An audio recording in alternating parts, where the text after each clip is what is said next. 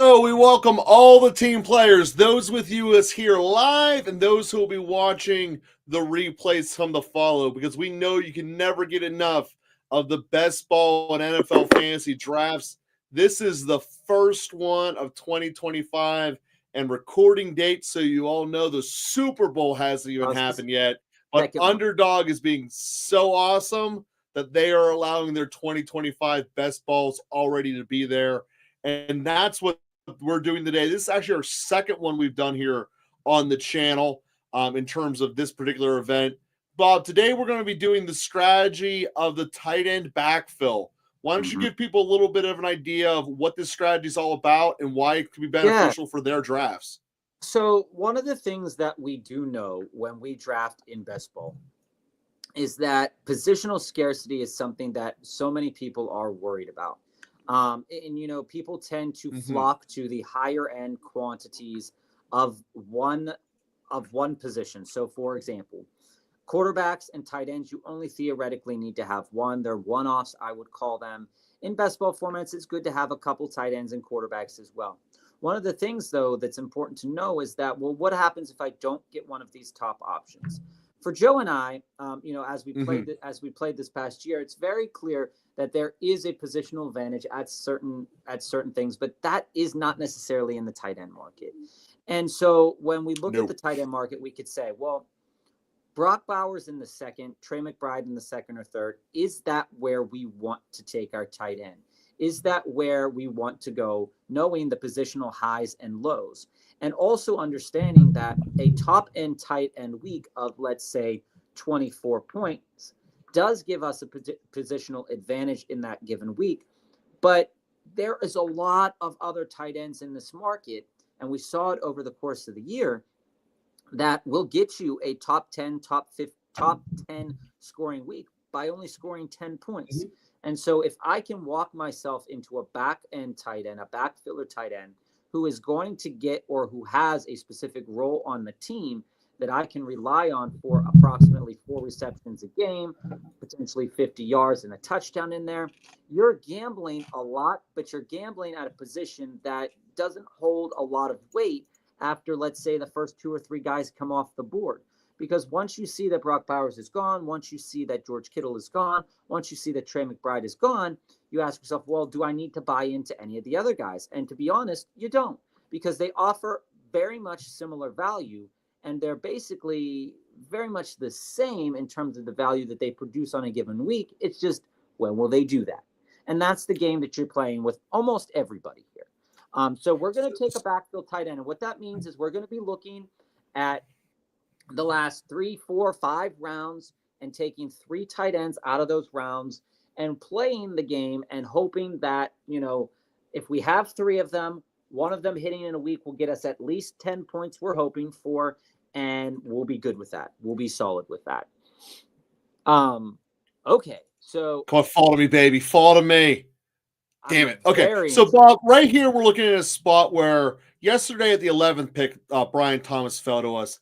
To me, the answer really does. It's someone who people are down upon because of the injury situation this year. But I still believe that CeeDee Lamb is primed for an amazing year. Yeah, and I think that's the answer. Yeah, I'm okay with that. I would have much rather have Gibbs or any of the running backs, for the record, knowing that I am a running back. Yeah, I mean, the fact that Jameer almost fell to us, I mean, that's wild. I haven't seen that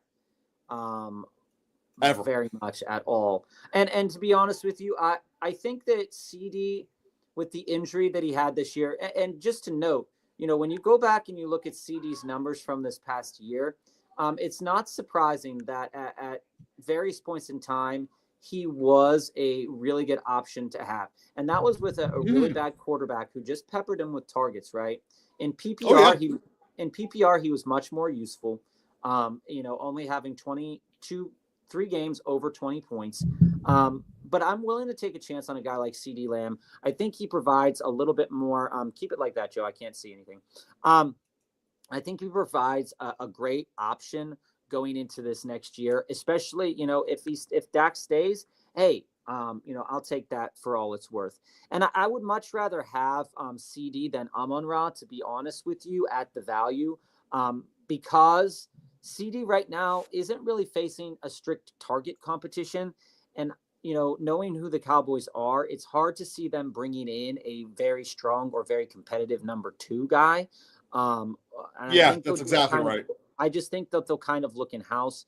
And when we see Amon-Ra, Amon-Ra is a great PPR option. So if this were PPR, I'd be a little bit higher on Amon-Ra, I think. But as it sits in half PPR, I'm okay with So as we sit here for this pickup coming, guys, CD obviously being our first pick, I have 2 guys in mind, hoping that I've one got of 2 which guys will in mind too. I've got 2 who guys in mind. my 2 are Lad and JT. Who are yours?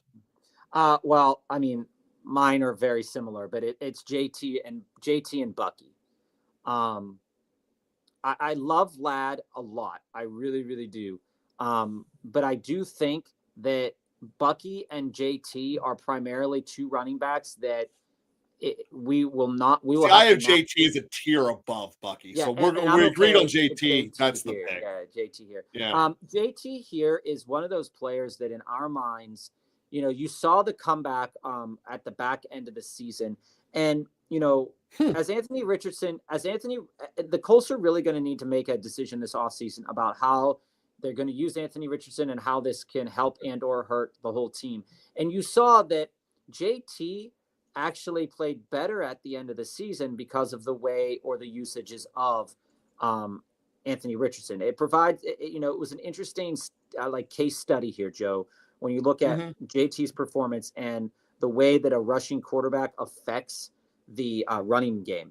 And for JT, it worked out. And I really do think with the way that JT is, and the way that the Colts probably will want to move into the future here, that you can't dismiss the strong end of the season that he had in those last 3 games, even though they were against defenses that were pretty bad.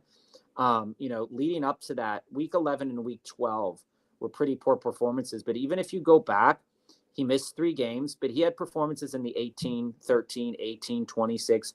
So even with Anthony Richardson, he's perfectly capable, and nobody's chomping at the bit to get his job. So, yeah, and quite frankly, skill set wise, he's one of the top 5 most talented running backs in the league. He's one of the 3 that does not get caught from behind. And I can't understate, knowing that the Super Bowl is coming up here, how valuable it is to be a running back that does not get caught from behind. Saquon is also one of those guys who might be the only reason that Philly has a chance of winning the Super Bowl, quite frankly. Joe, having one of them on your roster is certainly what I want. So as we approach here, we're 4 or 5 picks out. I have a short list of 3 guys that also includes Bucky on it for this pick. I also have James Cook and the Jigba as 2 other guys that I would like to look at, knowing a quarterback has not gone off the board yet. Okay. Guys I like that are still available to us. I really like the idea of going. Or we could try to do a Cook or a Scary Terry Daniels. I don't want that. Yeah. What I'm really thinking about right here. I don't see his name off the board yet. Just say it. I'll search it. Is Josh Jacobs. Josh Jacobs is the number 1 player available on the big board. Yeah, if he's there, knowing that these quarterbacks are running, and I don't really want to do Jaden Daniels right now. So now we need to have a discussion right now about between Jacobs and Cook. I like Cook more because of his younger age. He did actually produce more as the year went on. Well, and he is an interesting subject, and I will say that unless they change what they're doing in Green Bay, it was very clear that they were a run first kind of team. So which one, Jacobs or Cook? I need an answer now. Buffalo wasn't. You take who you think. I really don't like James Cook for this reason. Give it to me. I think where his value is, and I guess in best ball it's okay, but not so much in redraft, is his value in best ball, and same with Josh Jacobs, is really tied to the multi-touchdown game. I believe Jacobs and Cook both had similar production in terms of 100-yard games, But one of the things that I could see as being the knock against Jacobs more so is that he has more wear on the tires, more yardage in him already. James Cook, the advantage to James Cook here, and the reason to like him, is his usage last year didn't take a lot of wear. So he's looking at 15 carries a game. He never really went over 20, but that's also reason to not like him. He didn't go over 20. He has a quarterback who can steal a touchdown or two. And when you look at the Green Bay Packers, you know Green Bay is going to run the ball pretty efficiently on the ground. And there was nobody really taking Josh Jacobs' touchdowns away from him. But I want to go into why on that. The backup who was going to take their spot got injured in training camp. That's not going to be the case this year. Didn't do well. And so. Josh Jacobs' age and threat of having competition worries me much more than James Cook. Because if you're looking at Buffalo right now, there's no chance they're going at running back because of their other needs. Green Bay doesn't have other offensive needs, and they can't always take defensive players. I mean, at some point, there's some aside from their line, what are they drafting? Yeah, I mean, there's some relevancy to that discussion, but they already have 2 young guys behind Jacobs, so there's no reason to go after another running back unless it's a day 3 kind of player. Well, that's my point. There's competition for his spot. So, Bob, with this upcoming pick, I love Jalen Daniels. It's hard for me not to go there. But if we're looking at the receivers, Devontae's a guy I like. Rishi's a guy I like. For best ball, I really like J-Mo. Honestly, Joe, I mean, I'm seeing Garrett Wilson sitting there. And I know you hate Garrett Wilson, but if he's not gone at 4th round, I know it could be an uncertain quarterback situation, but he's the alpha with Devontae probably not coming back. But who's that? Garrett Wilson has been drafted, by the way. Where? I don't know. I just typed him in. He's been drafted. Right. Sorry. I'm okay with Jane Daniels here. I mean, a 4th round Jane Daniels. We got our 2 running backs. Ideally, I'd like to have 3 wide receivers coming out of these first couple rounds. Garrett Wilson was drafted, by the way, at 3-2. I see that. That makes sense. Losing out on J-Mo, that's a bit of a tough sled. But I do think that with Ben Johnson gone and with Dan Campbell having a stamp on this offense, that there could be some veritable changes to how the passing game works this season. And I'm not as confident. I'm not as confident in J-Mo as I am in Jane Daniels. Jane Daniels will be a premium pick in most redraft leagues. Sure will be. Coming up this season. Maybe you can make an argument for yourself that Jane Daniels or Jalen Hurts would be a good pick there in the 4th round. But I'm okay with him coming as the 4th player off the board. The only problem with Jane Daniels, as we established during the last time we did this, is that it's very hard to stack Jane Daniels. Because we didn't get because you can't get Scary Terry. We would have had to have gotten. We would have taken. We actually could have because we would have taken Terry in the last round. So this is a we could have taken Terry McLaurin there, but again, Jane Daniels is one of those quarterbacks that doesn't necessarily need an entire stack. And to be honest with you, if we can go after a pure passer and then after a couple of rounds and then pay attention to how to stack some of those wide receivers, I'm also okay with. So, Bob, here is the stack that I secretly want to build. And some people are going to think this is crazy, but it's literally all dependent upon getting the player at this next pick. I do want to build the one that we already have is the Dallas stack because we already have CD. I do believe Najee is going to be their running back, and we can get Dak on the cheap.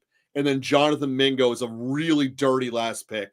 But again, you don't trade for someone and not use it. It can be hard to integrate to a new team mid-season. They traded. I like the Dallas stack. People traded for Deontay Johnson. They didn't use him. So, I mean, Deontay Johnson also tried to work his way out of situations. And we can get George Pickens here. I do want to do Pickens and Fields. No, Pickens had more PPR points taken away from him last year due to penalties than anyone else in the NFL. So I want to lean here, basically Pickens or Waddle, but preferably Pickens. I hear you talking, but Jalen McMillan is still on the board. And it's coming to a time where if you want them, you got to go get them. But I'd rather have Pickens. That's fine, but I'm letting you know, if you want them, you ain't going to get them coming back. Well, we're going to find that out because I'd rather have Pickens. I don't. I mean, I don't think Pickens is a super valuable pick there. He has no competition on him. He doesn't, but here's a couple of facts. And you brought this up the last episode as well. Is that George Pickens had the most plays called back by penalties and had the most yardage called back by penalties, and that's absolutely true. But there's a question mark in my mind that I have, is that you saw it in the last couple of weeks of the season. Even when you pepper the guy with targets, is he going to catch him? And I really question his knowing how many plays were called based on penalties and all that stuff. I really do question his skill set right now. I wasn't questioning it week 7, week 8, but I am now questioning it after seeing his performance in the playoffs and after seeing, it really feels like there is a confidence drop, that something's going on. And when you look at the board, is he much better than a pick like Cortland Sutton or Chris Olave or Jerry Jeudy? Probably not. They're all pretty much in a similar realm for me in terms of best ball. While I do agree with you, George Pickens does have the best chance to explode as a wide receiver in that grouping. But the fact of the matter remains is that there are more likely going to be more weeks below 10 points in half PPR for George Pickens than there will be above 10 points for George Pickens. And that fact, you can't change that fact, because one of the things about Pickens is that they're not throwing him the ball 7, 8, 9 times a game. And if you're not throwing to him 7, 8, 9 times a game in a half PPR league, and he's not making that explosive play to get to the 100-yard marker, his value is basically nothing. And that's my argument against George Pickens in a half PPR league. In a full PPR league with bonuses and stuff, maybe. But in Underdog, I think George Pickens is a trash pick, like straight up trash. I don't think he gives you anything. And I could be wrong. It's early, but again. Also, note, we don't have any rookies right now. We will be buying into some rookies here. Last draft we had Omarion Hampton, but because we bought James Cook and we bought our other running back a little bit early in JT, we didn't need to buy into that just right away. Hey, what round do you think Caleb Johnson goes? He could go right now to us if you. No, he's the next running back on the board. I'm talking real world NFL draft. Do you think he goes in the second? Probably early second. If you want him, because I'm looking at just the straight up board, and I know you want Jalen McMillan, and I know you'll hate me if I don't draft him. No. But he is like Johnson. The 12th receiver down the board right now. I'm okay with Caleb Johnson here. Knowing that he's our third running back, if he gets put in a good situation, there are some situations open. Nick, welcome. Just running through some best ball right now. Birds to the Super Bowl. Go Birds. Go Birds. Saquon Barkley is a beast. He is. So as a note, Nick, I am rooting for the Eagles in the Super Bowl. Joe's brother is not, and he asked me to give him a convincing case to root for the Birds in the Super Bowl. Here's my convincing case. I can't stomach another offseason. Patrick Mahomes is one of the greatest quarterbacks of our time. I'm not dissing that at all. You're but right. I really don't want I don't know if I can say it on air. I don't really want like the Gistrappadori, factor happening here. I really don't want ESPN and other places just going, oh my God, Patrick Mahomes. He's going to get 3. I want Saquon Barkley to win one. I want AJ Brown to win one. They've worked in their entire careers. They've been on trash teams their entire careers. And now's their time to shine. Now's their time to win it. And they are the playmakers along with Jalen Hurts. I mean, you cannot write a story about one of the best running backs of our time not getting a Super Bowl on one of the better teams. I mean, you did with Peterson. You did with LT. I know. I don't want to see it with Saquon. I don't want to see it with Saquon. I don't want to keep seeing it again and again and again. And the 3-peat would kill me because, again, I also really don't like when they touch the Steelers' records. So, I mean, that's kind of just a personal Dude, I'm all for all that stuff. I am all for all for that. I'm all for the birds. I'm all for the birds. And so am I. I actually think it's a really good matchup for AJ Brown, and I think it's a good matchup for Dallas Goedert as well in the Super Oh, I don't Bowl. think it matters. The entire game comes down to Saquon get 3 touchdowns or 2 touchdowns or not. If Saquon gets 2, they win. The entire game comes down to how fast is the secondary for Kansas City. Because like you said, if they can't run him down, it's going to be problem after problem. We almost got Jalen McMillan. Damn it. Bob, I thought so. ADP wise, he's buried down there so low. Okay, so it's too early to take Najee because we'll be able to get Najee in the next round. I'm gonna ask you this question: where is the ADP on a guy like Juwan Jennings? He's like next. Joe Jennings just went, and a guy like Downs would be now.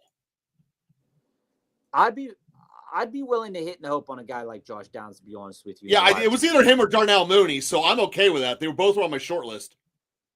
And then Najee will be the next pick coming around, trying to build the Dallas stack. I'm okay with Najee on the next pick coming around. One of the things that I want to look at. One of the things I want to look at too, if possible, is Ricky Pearsall. Seemed to have a good connection with Brock Purdy.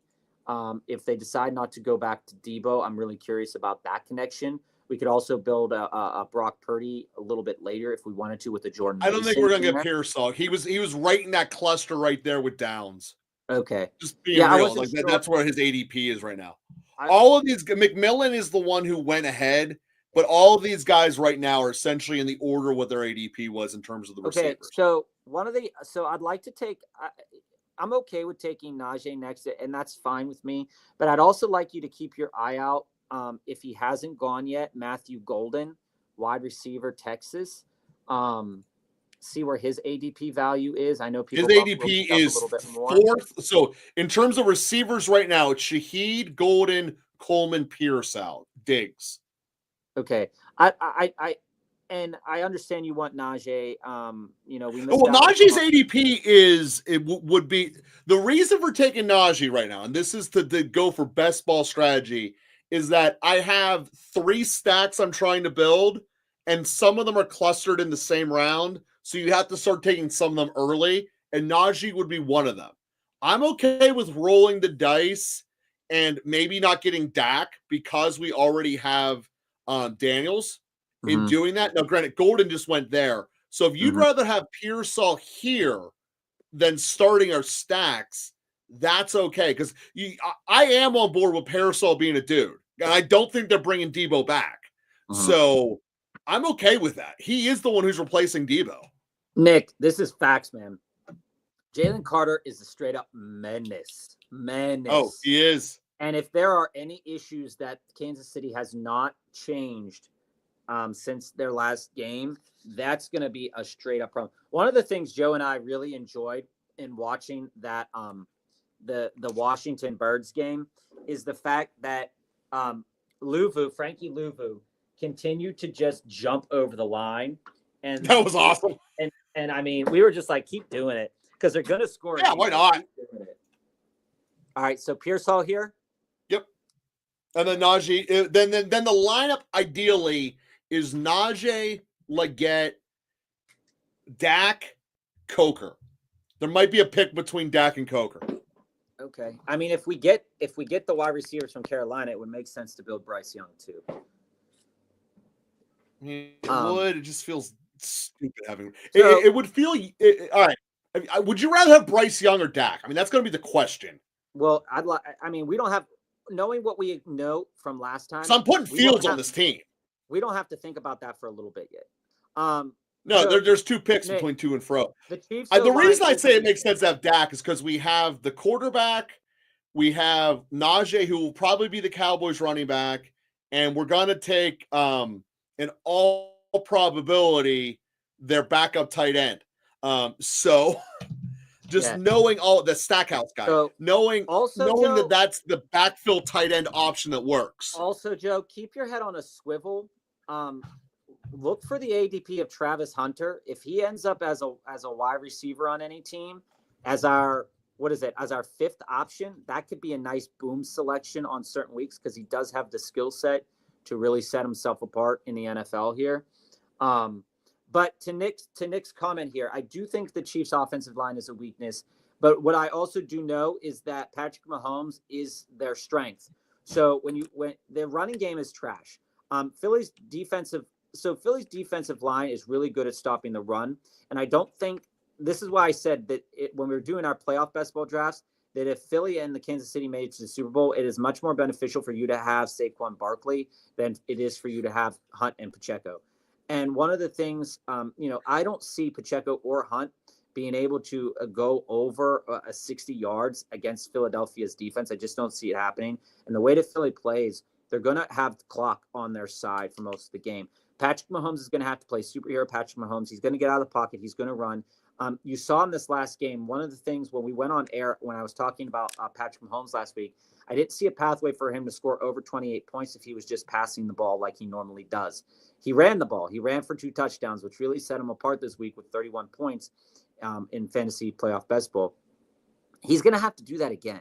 But the fact remains is that Philly is better at containing players than Buffalo is. So that's true. The thing for the advantages that Patrick Mahomes brings, I think play really well into the advantages that this defense has.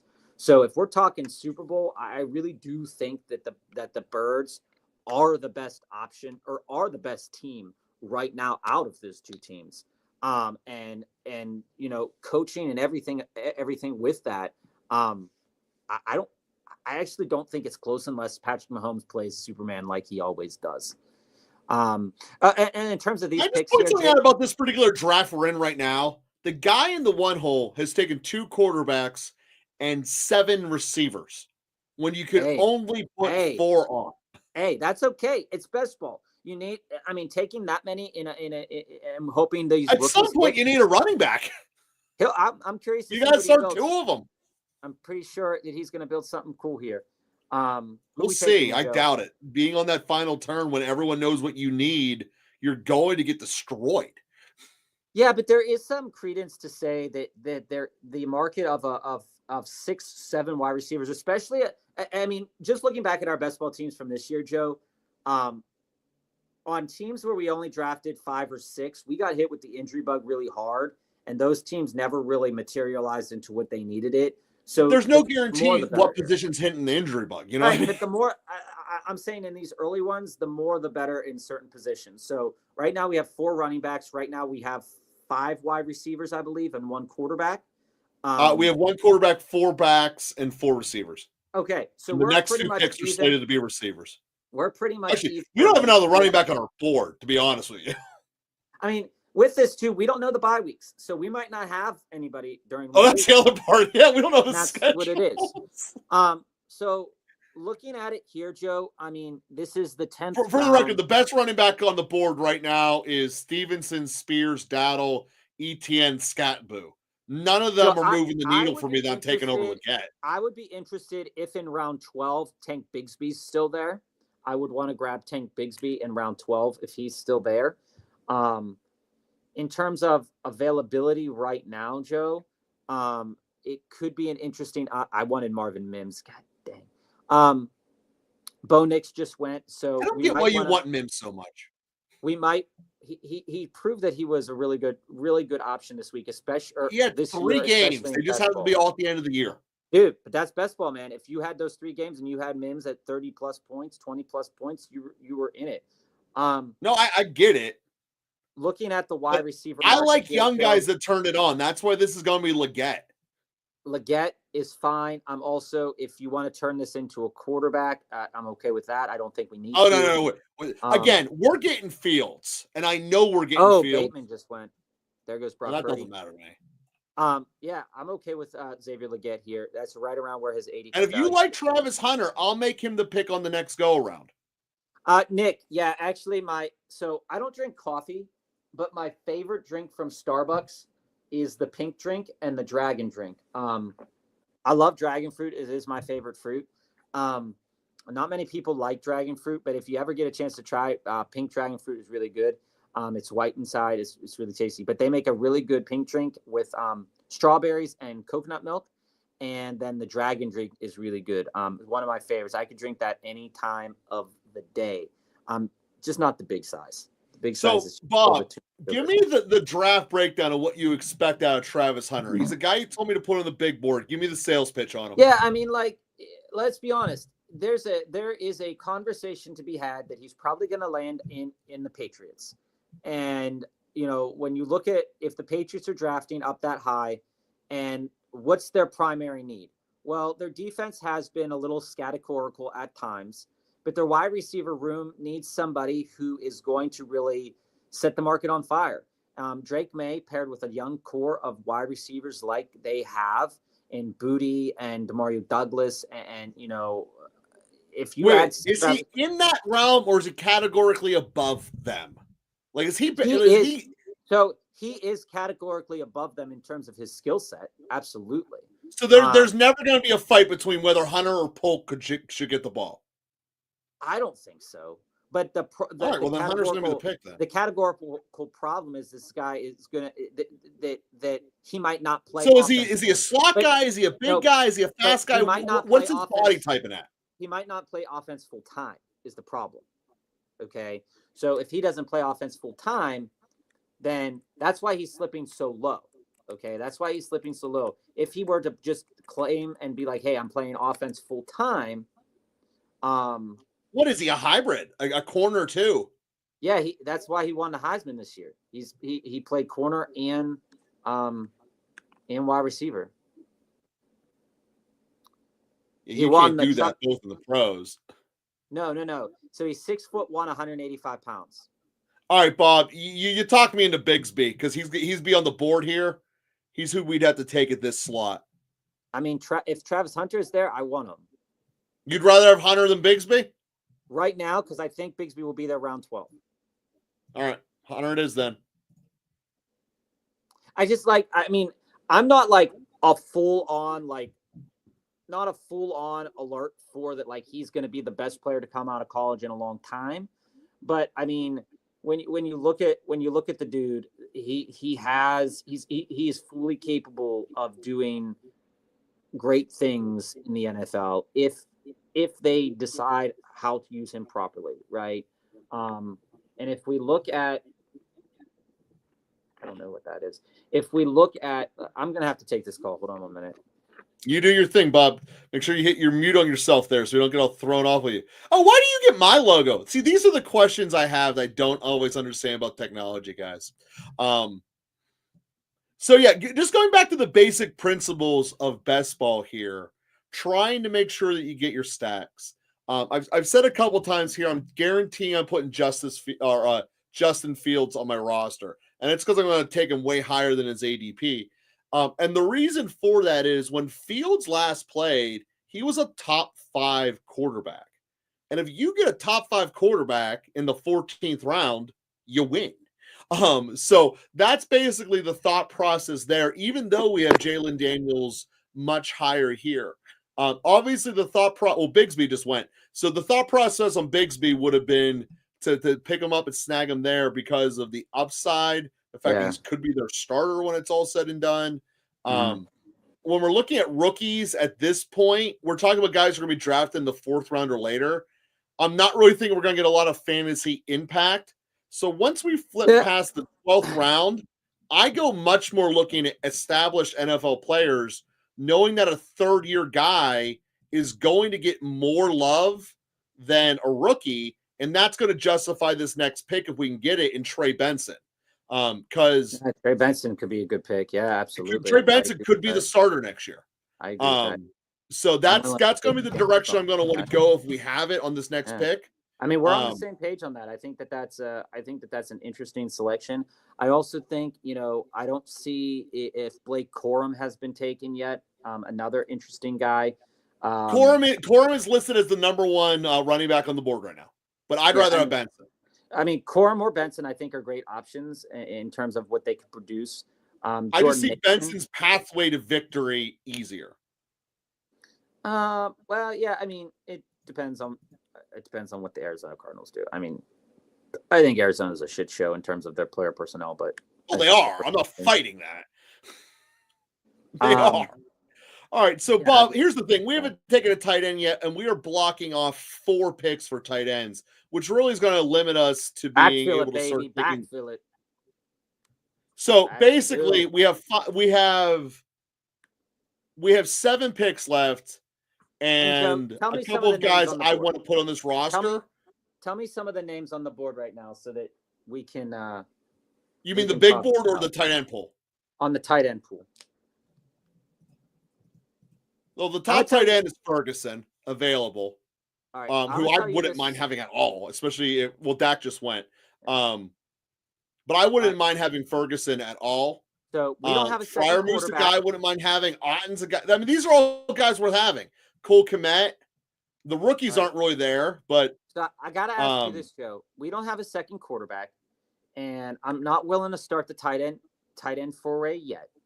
Oh, neither am I. This next pick is probably Bryce Young. Bryce Young, I'm okay with. Or Fields. Bryce Young, I'm okay with. I was going to ask you your stance. I think Fields is who I want, though. I think I'd rather take Fields first because I know he's going to produce. Well, I got to ask you this. If he's there and we have availability, when would you take a guy? Coker's going to be the next pick because that's his ADP spot, and I want Coker. When do you take a guy like Anthony Richardson? Talk to us. Oh, Richardson's already – there's no way Richardson hasn't gone yet. Like Anthony Richardson. I don't know if he went. Anthony Richardson is on the board, but I'd rather have Fields than Richardson. I'd rather have Fields than Richardson because I know Richardson is an under 500 passer and Fields isn't. But again, I will say we do have Josh Downs. So it is a – and we have George Pickens. Stack. We do have George Pickens too. There goes A-Rich right there. You got to figure in the 13th round that he was going to go. And, unfortunately, so ideally scenario, Bob, these are the next 2 picks, Coker and then Fields. Well, you might want to take Fields first. All right, we'll take Fields looking at how the landscape of the they just ran on quarterbacks, yeah. They just ran on quarterbacks. People are going to get scared. All right, that's fine. Fields first. Yeah, because I don't see any quarterbacks for those other 3 guys right there very, very often. I mean, you're looking at Cam Ward, Sam Darnold, Shakira, or Shador Sanders, J.K. McCarthy, and Geno Smith. Where do we take Justin Fields in our last draft? 13th round. Pretty much the same spot. We took him in the 13th round, same as the last time? Yeah. Are you sure? I thought we took him in the 10th or 11th last time. We can look that up after the fact, but I'm pretty sure it's about the same spot. Okay. So this is where we're going to start looking at tight ends. Long story short, I want to take Coker first. I don't think we have to, but we can. Well, I want to take Coker. I'm just trying to. I'm not trying to say we're going to start drafting him.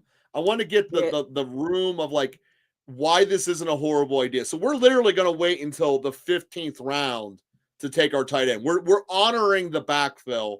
Yeah. We're going to take 4 in a row, pick 15 through 19. Our last pick will be Jonathan Mingo. We're going to take 3. Actually, we don't need to take Mingo. We didn't get Dak. We're going to take 3 in a row. After Coker. Right now it's round 14, so you could take Coker and we don't have to take a tight end yet. I'm telling you. That's the plan. If Coker is still there, Coker will be the pick. I just need you to read me the tight end board so I can see it. Tight end board is Muth, Kmet, Henry, Thanahan, which I'm not really a super fan of. That's a rook, though. Schultz, Gray, Javion Sanders. I don't like the rooks. If I'm willing to take a chance on a rook if we're taking 3 tight ends, to be honest with you. If we're taking 3 of them, that's different. But most rook tight ends are waste of picks. But if we're taking 3, I'm willing to take a chance. There goes Otten. Mm-hmm. It's okay. We weren't going to take Kyle Pitts anyway. No. Yoshi is another interesting option at wide receiver. I don't know what his ADP is at. I can't see it.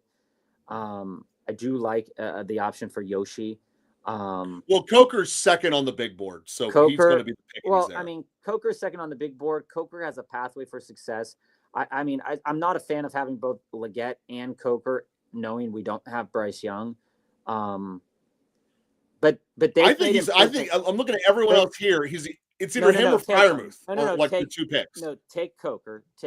But I'm just saying, I would have liked it more had we got Bryce Young in that spot where you took Trey Benson. I got that, but I like having Trey Benson on this roster more than I like having Bryce Young. I kind of would have liked it better with Bryce. Well, but I put it this way: when your Bryce, two quarterbacks are Jalen Daniels and Justin Fields, how many weeks do you think Bryce Young's actually scoring for you? Yeah, I mean, I get it. So, but Benson, there's a chance due to the flex and the two running backs that he produces. No, I'm not fighting that. I'm not fighting that at all. Tight end time. There goes Muth. Hold on. No, it's not tight end time. Yeah, it's 15th round. Is Diami Brown available still?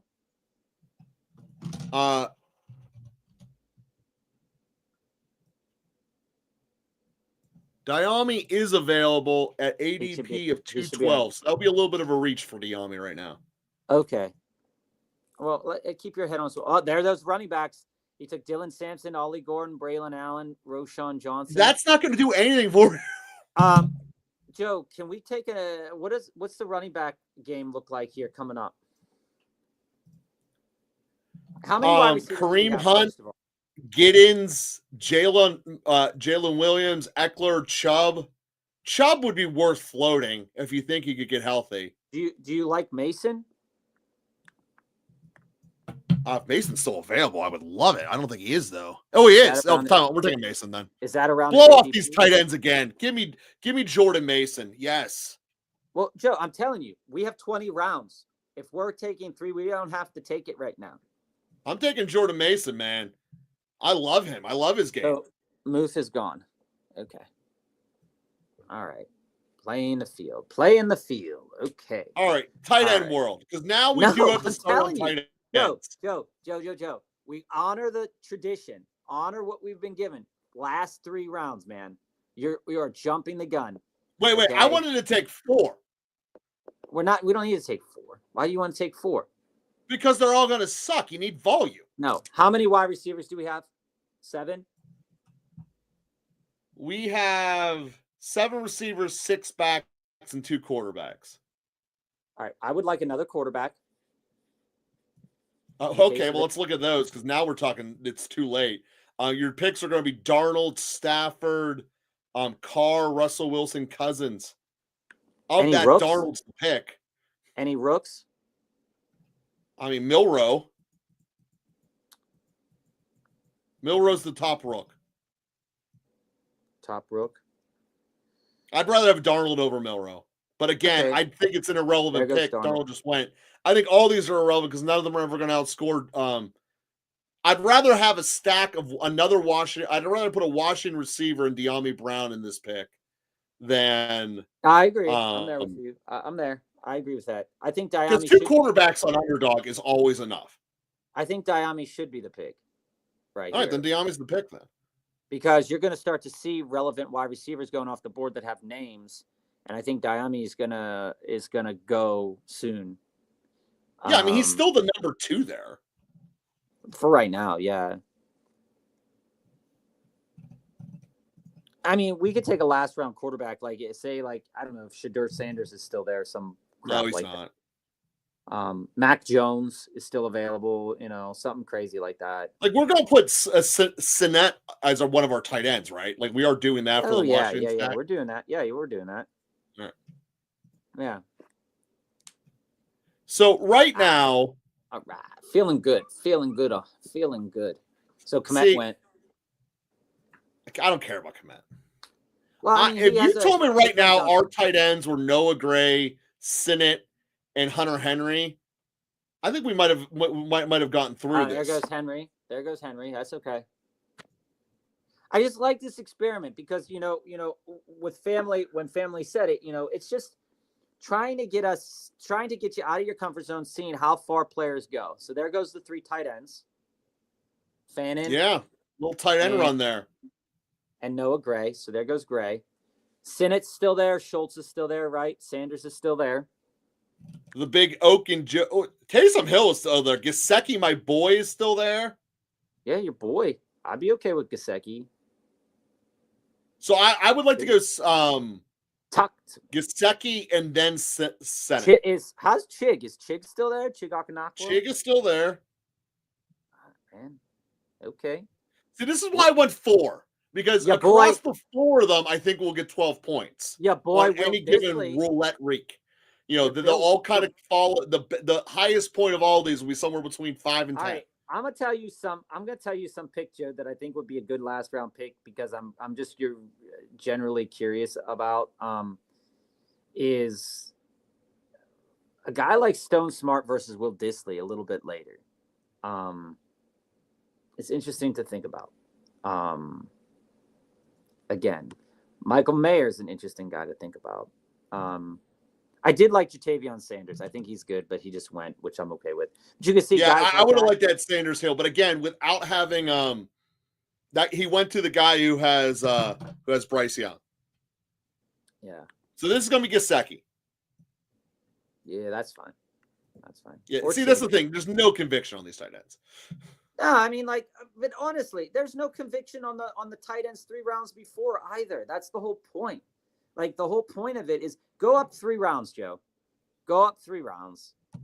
All right, let's pull it up.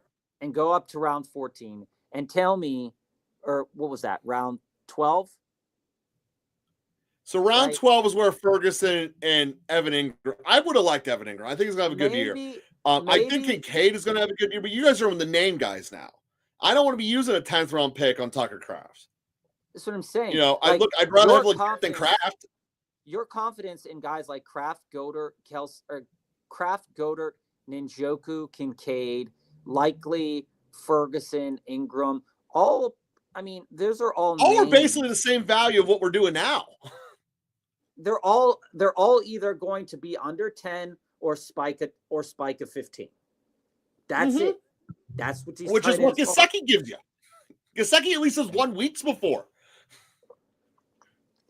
This is why this is a valuable experiment. I'm going to give you the dirty one I want to do next. I'm okay with Chig next, to be honest with you, because he's looked good at various points in time this year. I'm going to give you one that you love even more than that.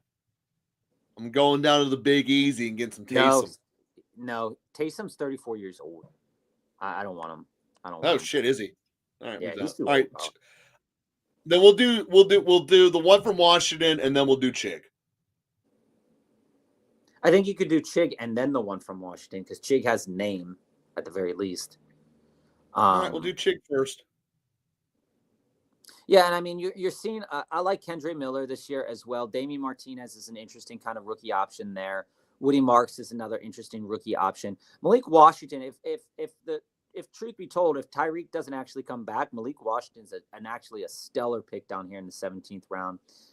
There's no way Tyreek doesn't come back. That contract makes it impossible. Hey, we got Nkene in the last round last time. Well, no, we didn't. We had Mechie in the last round. Yeah, we did. But it was we had the turn. Yeah. Let's see here. All right, so I'm less on Mingu because we only got one Cowboy. Mingu. Although I do think he's going to have himself a decent year. I wouldn't mind Chubb as a reclamation project. Mm-hmm. As the last pick. But who were you leaning for the last pick? Again, like a guy like Mechie, I'm okay with a guy like that. I'm willing to take a chance on a person who has shown me a little bit in the past. I'm also willing to take a chance. What was the story with Vele? He was like real hot in the middle of the year. Then we stopped paying attention. What happened to him? Vele spent a lot of time in the slot. And, he was found success against teams that were weak against the slot. He's 27 years old, a little bit older than most people would think. There's nothing too sexy about him. He doesn't profile as a guy that's really going to get over 100 yards. He profiles as a guy that might ping a touchdown here or there, but realistically never really get over that 3 or 4 receptions for 40, 50 yards and a touchdown. Okay. So, I didn't know Dalton Schultz was still there. I kind of forgot about that. I don't want Dalton Schultz. I think he's going to fall off the face of the earth. Trey Tucker needs to be replaced by one of those rookies above him. Trey Tucker. I mean, he just does. Yeah, I mean, there's So nothing crazy. this guy did all receivers, Then missed on all the running receiver, back, the right? running backs he should have taken, and Took a he's lot of got rooks. Schultz and Higsby. Took a lot of rooks. Both of them could be out of the league next year. The guy who took Um, the first pick completely fumbled this draft. all right, let's see who you taking here. Okay, Well, we I'll click talked that. about Senate the whole All time. right, He was who the and pick then was going to be. all right. So if family was here, he'd see that taking the tight ends there. I mean, it's a little uncomfortable. But again, I was very comfortable actually. I When- love our team. when we go back up to the top of the board, you'll see kind of where the options are at here, why we took some of the players that we took.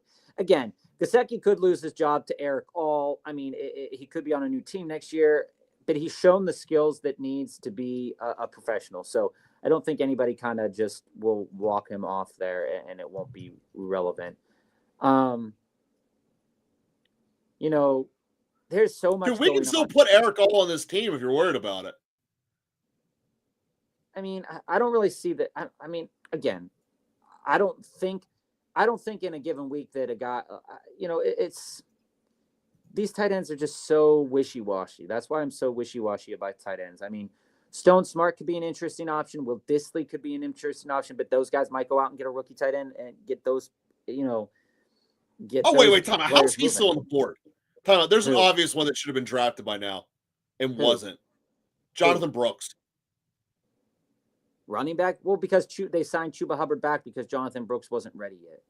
I know that, but he's going to be. And that's fine. I'm okay with that. I'm okay with something like that. There are teams that have stupid contracts that you can just disregard. Carolina making a contract is certainly one of them. I'm just looking through the names that are left. Booty's left. Christian Watson's left. What's that? I'm also okay shooting a shot on a guy like Jalen Milroe, because he could end up being the Steelers' starting quarterback. I'm also willing to shoot a shot on Jackson Dart. So, I mean, you play it by ear whoever's left there, but I think either a quarterback or taking a shot on Jonathan Brooks could really put your team into the stratosphere in terms of, a guy like Milroe. What's up, Austin, man? A guy like Milroe could score above Fields or Daniels. Could. He could. But to me, Jonathan Brooks could be a starter, and you get a starting running back in the last round. Yeah, I mean, Austin, we just are finishing up this. He's infinitely better than Cam Akers. Yeah, and we're gonna go over. We're gonna dissect where we're at here. But I think we were listening to Family on Monday, and Family asked us to experiment with the idea of not taking a tight end, in the first 17 or first 16 rounds of the draft, and just doing some backfiller tight ends. So that's what we did in this experiment. And I think that what you'll see is that it's okay to be uncomfortable in this situation because there is always going to be the top echelon of tight ends. And it's okay. It's okay if you want to go after guys like that. But just understand in the tight end market, even a guy like Brock Bowers can get you a 7. And that's true for anybody, but it's more often true in the tight end market than in a lot of other sections here. While Brock Bowers is a guy that do you want to draft him in the 12th round? Just looking here as a rookie, half PPR, looking at all the games that he had under 10 points, 1, 2, 3, 4, 5, 6, 7 games under 10 points. And in half PPR, he pinged over 22 times. So great, right? That's exactly what you want. 20 points is a nice week out of a round 2 player. And then when you scroll down to a guy like Tucker Kraft, who's getting drafted in the 11th round, and maybe Tucker Kraft loses his job. Who knows? But Tucker Kraft in half PPR here is really only scoring around, Tucker Kraft is not losing his job. 7 to 10 points a week. So once you get past those Trey McBrides and the Brock Bowers of the world in the half PPR leagues, you're really looking at if you're not taking Brock Bowers, if you're not taking Trey McBride, if you're not taking George Kittle, then it's okay to wait. It really is okay to wait. There are many ways to go about doing this, but it realistically is okay to wait. With George Kittle being 31 in these drafts, and he's going to miss a couple games a year. He pings low too, but he has a lot of games. He has a lot of games plus 15 this season, which is I'm not saying that Tucker Kraft he might lose it to Luke, but again, rookies, the Packers are such an enigma in terms of a team this year, Austin. There are times where you don't know who they're going to throw the ball to, and I think it's hard to trust a tight end in that environment as well. But again, when you look at all these tight ends, is there a veritable difference between taking a David Njoku in the 10th round versus taking a Cole Kmet in the 14th round? I don't know. At this point in time, I really don't think so, because it's tight ends are so dependent on so many things. And Austin, while you're right, nothing is impossible. The thing, as Bob is pointing out, and this has been true with the tight end market for a lot of years, is that basically once you get to number 6 through number 18, they're all essentially the same in terms of their standard deviations and their averages. It's just a crapshoot of whose schedule do you think is going to be easier and then popping off. Situations, and without us knowing the schedules, so my point is, without knowing the schedules, I'd rather use the money on some smart things. So there are a couple of roles and tendencies that I put across that, Bob, you didn't fight with, which is going to make me think you agree with them, but I'm going to repeat them here. Is that first is a running back that's projected to be drafted 4th round or later has essentially no fantasy value because they're not going to be the stud. They're not going to be the ones carrying it. And we're seeing these drafts and for the Super Bowl that they are getting taken very aggressively high. The next category of player that we're trying to avoid is injured old. That's a bad combination, and avoiding injured old, like the Chris Godwins of the world, has really been something that's been benefiting us, I believe, as well.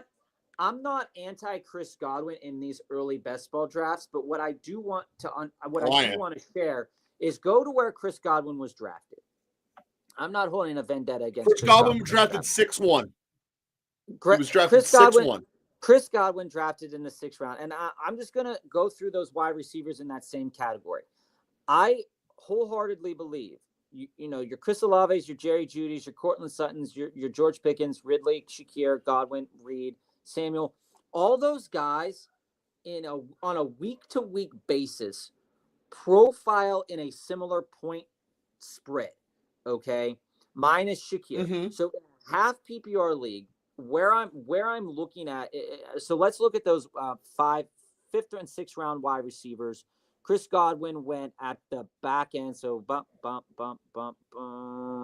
at the back end of the 6th round. Godwin went 6'1". Okay, Godwin went. No, he went the first pick of the 6th round. Okay. Oh, sorry, I'm wrong. You're right. He went 6'12". Yeah, sorry, he went 6'12". You're right. So I gotta ask you this: when we look at where he could possibly land, he's going to end up in a situation that projects that they're going to need a wide receiver. If Chris Godwin ends up being the replacement to T. Higgins in Cincinnati, lights out. Yeah, you want Chris Godwin. If Chris Godwin is going to end up opposite of Malik Neighbors in New York, I'm not really interested in that very much. But the I think you're more likely to something like that. The variability for Chris Godwin here is that when you look at all of the wide receivers in that same range, so just looking at all the wide receivers in the 6th round and then the ones taken after him. So you have Debo, Calvin Ridley, Shakir, Reed, Godwin, Burden, Igbuka, McMillan, Ayuk, Jennings. I'm going to take those guys as an example.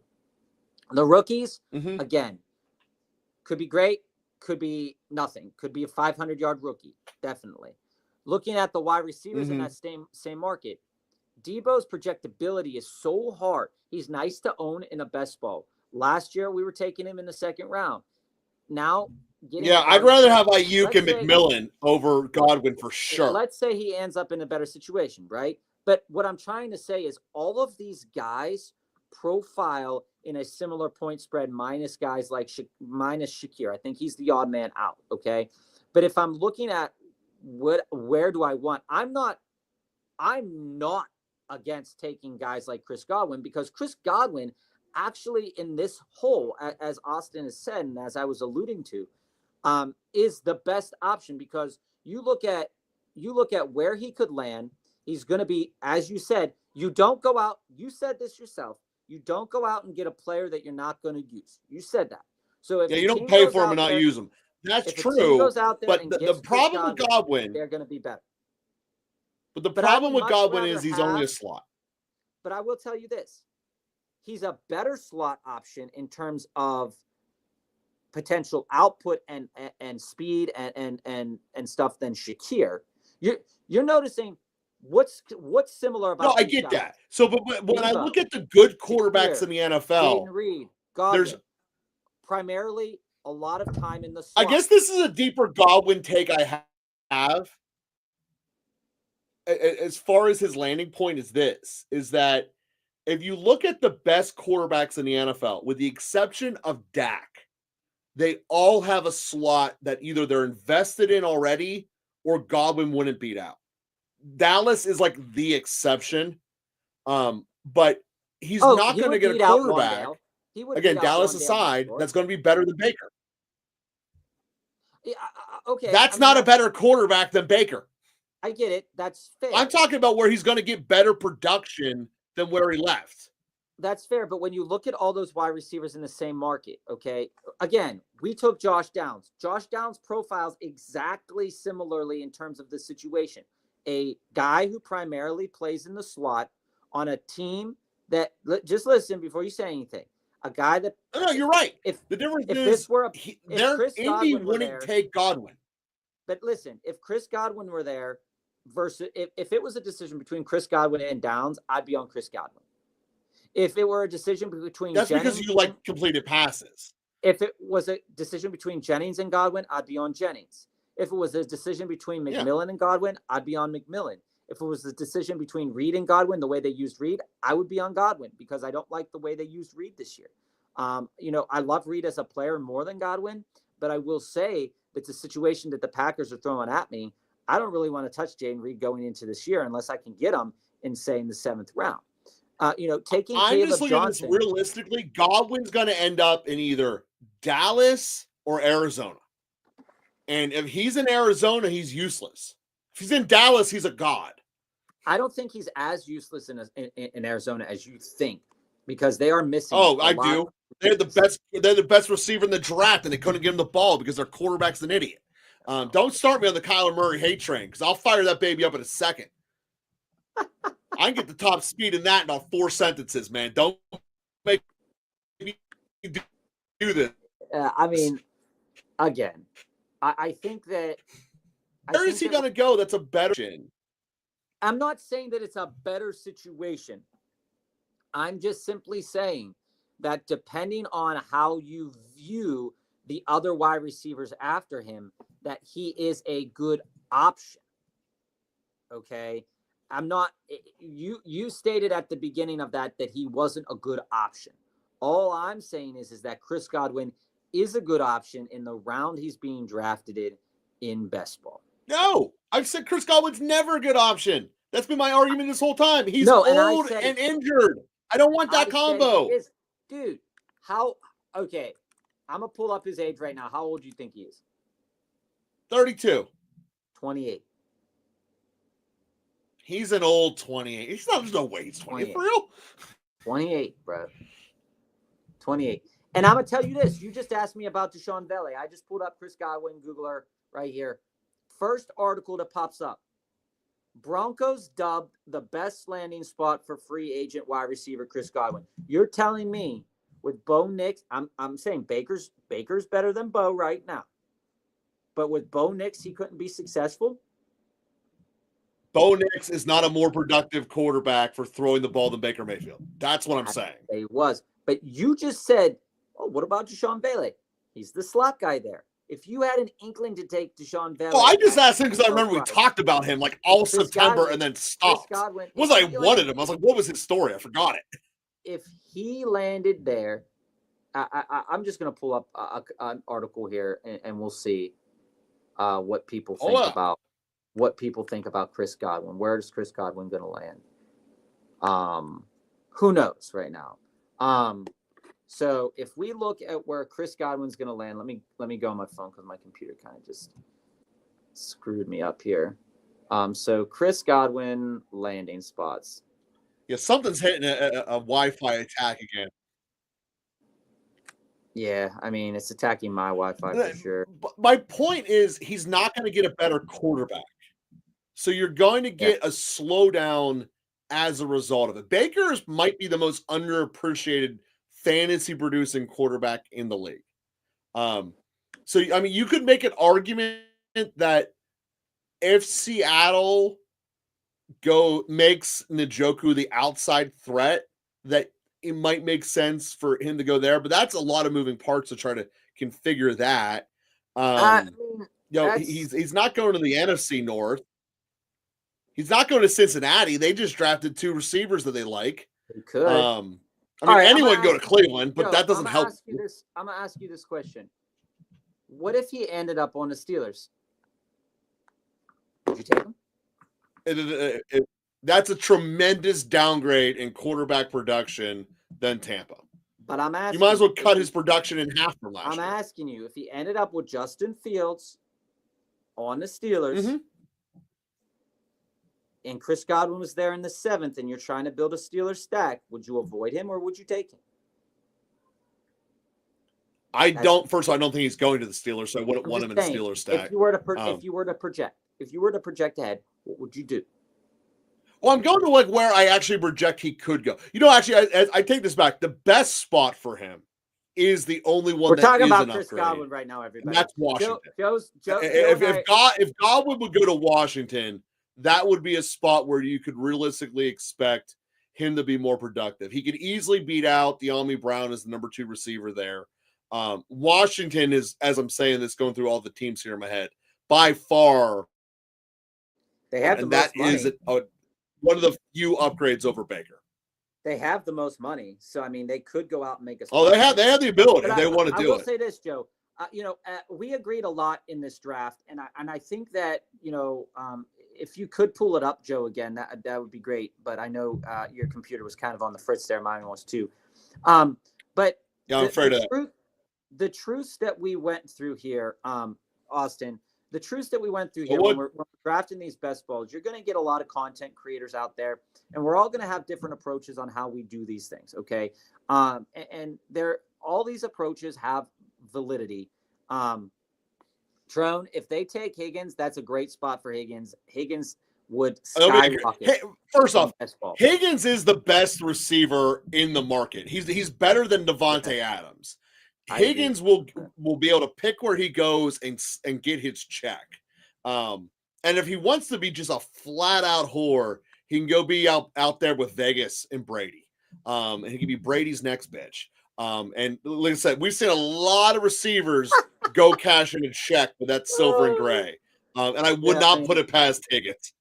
I mean, again, though, I think that they need a star. I think there are some important things to note, though, is that you're going to see that in certain categories, the more the better. So when we're doing these best ball drafts, we just finished one. So if you're just joining us and you want to see how it turned out, go back, watch the episode. We think it's a pretty good team. We were just having some computer difficulties. Yeah, I'll give you the final roster, guys. We put it down there. So give them the final roster, and we'll talk a little bit about why we chose this kind of strategy here. Go ahead, Joe. So 2 quarterbacks, Jalen Daniels, Justin Fields. Pretty much once you have Jalen Daniels, you don't need a backup, but because it's best ball, you take one. I think Justin Fields is going to be a top 5 quarterback and really couldn't pass up on the value. Running backs, I think we have value top to bottom, which you don't normally get. Running back to me is our strongest position. Jonathan Taylor, James Cook, Caleb Johnson, Najee Harris, Trey Benson, Jordan Mason, Jonathan Brooks. Mm-hmm. There could be 5 starters in that group. Like that a lot. The receivers are where Bob and I went a little different. We're a little bit sporadic about volume and the all or nothing guys, but we have a lot of them. So CeeDee Lamb is pretty much the only constant, followed by George Pickens, Josh Downs, Ricky Pearsall, Xavier Legette, Travis Hunter, the rookie, Jalen Coker, De'Ami Brown. Mm-hmm. And the reason we were able to do this was because we did the tight end backfill and sat on them. And I still think we got decent enough ones. We got Mike Gesicki, Chig, and Ben Stinnett. So we got some good Washington stack built into this. Yeah, so to our point that we were saying earlier is, when you're building these teams and you're throwing in a couple of options, it's good to kind of test the market to see, especially in these early drafts, how drafters are drafting. Okay, you want to see where it's at. So last draft we took Justin Fields a little bit higher. This draft we could wait a little bit on him, and we were good with that. And you're playing the field. The ADPs are going to switch every day, but I think there's some sort of constants here. You need to load up. You need to load up on either running back or wide receiver. You need to pick one of them, and you need to load up. Knowing that you can start who you're going to start, right? Knowing in Underdog how many positions of value there are. You want to make sure that you have enough to cover you based upon the injuries, enough to cover you, and when you look at these point spreads, right, and you look at a player's cap, their ceiling versus their floor. If you have a bunch of wide receivers that are only capable of putting up 8 PPR or half PPR points in a given week and are never getting over the threshold of 15 points, then it's not worth taking them, because you don't want a whole bunch of 8-point guys, because if you're in this best ball tournament and you've got to beat out 12 guys and you only have 2 positions at the final, well, you're not going to have enough points by the end of the year unless your running backs and your quarterbacks are getting 20, 25, 30 points a week. Okay. So you want to kind of which Daniels does. You want to kind of disperse yourself in between those positions. And one of the positions that I mentioned to Joe, that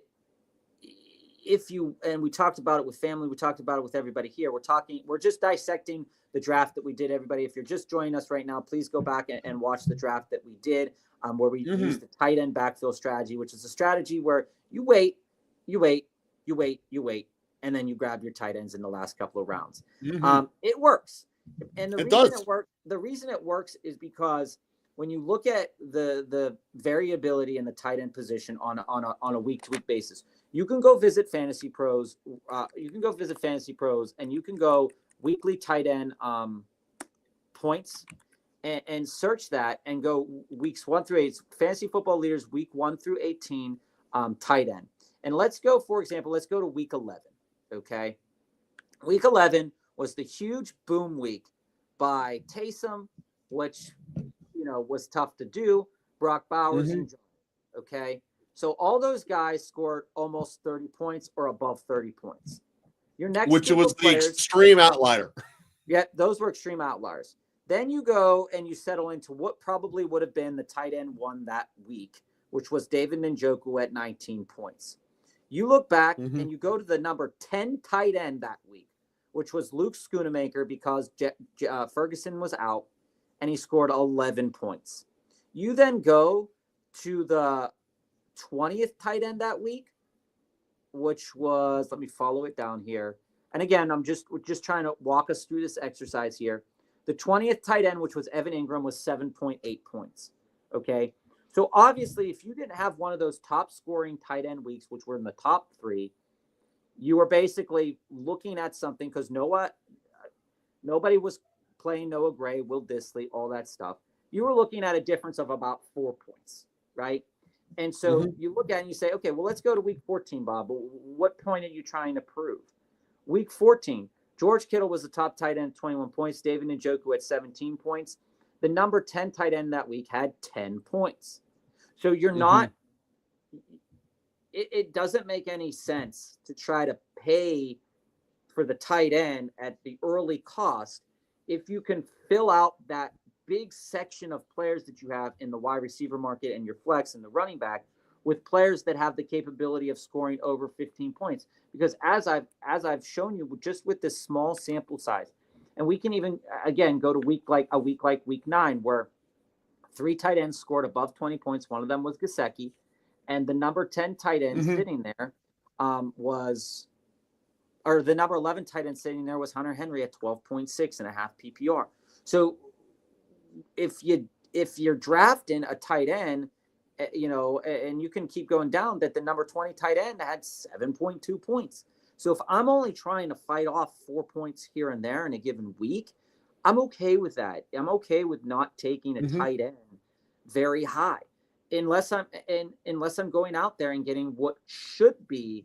And when I say should be, what I'm looking for, if I'm going out there and taking Brock Bowers, or if I'm going out there and taking Trey McBride, or Mark Andrews in the past, or Travis Kelce in the past, it's under the inclination that tight end is that quarterback's first read.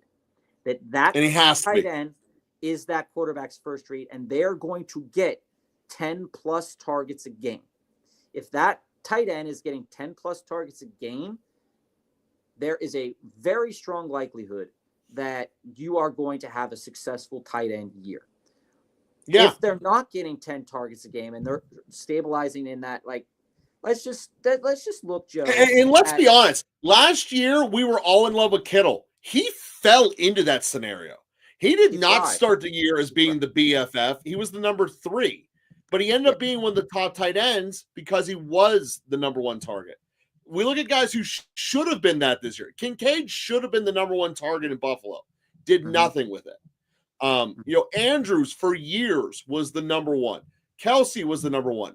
Next year, there's a very real chance, with the exception of Bowers, no other tight end in the league will be their true number 1 target on the roster, assuming Kelce retires. I want to bring up the number 7 tight end last year, or in week 9, the 7th best tight end was Theo Johnson. Okay. The 7th best tight end week 9 was Theo Johnson. He went 3 receptions on 6 targets, 51 yards, and a touchdown. Okay. Most of these tight ends that we're looking at, they don't have game breaking speed. They don't have, the agility of a cat. So, the other market to think about is this tight end used in the red zone? I mean, there were so many weeks that we're sitting on top of guys like, Trey McBride, and being like, hey, what's the deal here, dude? Like, why aren't you playing better? And by the way, I read you those PPR stats. You go in and you go half PPR. You go half PPR, they fall even harder. Ready? Half PPR week 11. So week 11 was that metric that I said. We're just talking about tight ends for best ball. The blow up week. But the tight end, so week 11 was the blow up week. I read you the PPR numbers. Let me read you the half PPR numbers that week. Taysom, Jonnu, Brock Bowers, still the top 3. 38, 25, 24. The 10th best tight end that week was Dallas Goedert at 8.6. Okay. You then go. So why are we spending money on a Bob? You convinced me. We're doing tight end backfill for the rest of my life. It just doesn't make any sense unless you believe, like I said. Here's obviously the exception. That it's their once first the schedule comes out and we're able to. Yeah. So the exception obviously is once the schedule comes out and we have our very clear and hard rankings, someone might populate to the top and be a can't miss guy. Absolutely. I agree. Yeah. But right now, there's no point in playing that game. And here's the other let's fact. Build the roster. Here's the other fact that's true. Bob, I like that. Bob, when we did our draft on Tuesday, I did not think we had the best draft in the room. Today, I do. And let me just be super clear about think this, we guys. pretty much had the best draft in it. And Jalen Daniels carries a ton of weight for me in that department. But I look at this, the guy who I think is a 2 or 3, his starting quarterback's Bo Nix. Our backup's outscoring Bo Nix, and we got him 40 rounds later. Yeah. So it's and I just want to bring this attention. And it's not like we're not going to do drafts where we get Trey McBride or we get Brock Bowers. We're going to do those, and we're going to build teams like those. So don't worry about that. We're going to do that. But the point I'm trying to make, if you're only going to enter into these best ball tournaments 1 time, 2 times, 5 times, whatever your financial obligations are, I really do think that it's important to note that as the season goes on, tight end production does ping a little bit higher at various points in time. So those first couple of weeks, National Tight End Day. those first couple of weeks, you're only logistically going to see a couple of these tight ends in half PPR getting plus 15 points. Again, and that's a good point overall, because what changes over the course of the NFL season is a transition from agility to strength. And tight ends are never the fastest, never the best cutters, and they're not as good in September when everyone's playing basketball on grass. But at the end of the year, when people are tired and it becomes, tight end, just get open with the knack of your skill, that's where you see them take off. And you saw Mark Andrews might be the perfect example of that this year. Now, I know he had extra baggage because he had that car accident at the beginning of the year, but almost all of his production is after Halloween. And that's true in general for most tight ends, with the exception of the rookie wall that Bowers hit. Okay, can I give you another fast fact? Because this is fun. It doesn't have to be fast. Yeah. We gotta wrap this baby up. So week 11, Juwan Johnson was the 8th best tight end at 10.5 points. Okay. Can you tell me what you think, what wide receiver number would we be at once we finally get to that 10-point mark as well? Oh, probably like 38. 31. 10.9. Oh, I was close. Okay. So right. I say this because when we're looking at wide receivers at the same time as these tight ends, that the stream, it is more likely on certain teams, especially if those teams prefer to pass their wide receivers and that's why it's all about first read targets. Are you targeted in the red zone? Like, that's important too. Are you targeted in the red zone if you're tight end? Because Noah Gray had a great week, but he only had there was one week where he only had like 5 yards and a touchdown, and he was like the number 10 tight end. So, and he only caught the ball one time. So there's a situation to ask yourself with almost all players, right? Is that in these best ball formats, who is more likely to provide you with a huge boom week? And even though the tight end market does give you kind of like a safety net, it's not necessary that those players are going to be the guys that boom on a week. And that's why it is better to take those mid-round wide receivers in good situations or in situations that can improve, and then just backfilling the tight ends. But we're going to do a lot more than that this year. So team That's players right. will be on next Monday, 3:45 Eastern Standard Time, with another best ball draft. And maybe we try an early tight end. Tune in. You'll see. I don't know about that. I don't know about that. Peace out, everybody. Welcome to Local Football Flavor, connecting the fan bases of the NFL.